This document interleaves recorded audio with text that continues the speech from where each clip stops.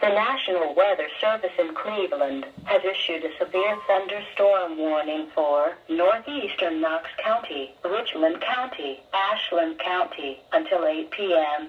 At 7:36 p.m., a severe thunderstorm was located near Ontario, or near Mansfield, moving northeast at 60 miles an hour. Hazard, 60 miles an hour wind gusts. Source, radar indicated.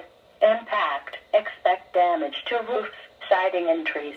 Locations impacted include Mansfield, Ashland, Shelby, Ontario, Lexington, Crestline, Loudonville, Belleville, Plymouth, Hayesville, Savannah, Polk, Butler, Perrysville, Shiloh, Lucas, Jeromesville, Bailey Lakes, Mifflin, and Dahlsburg.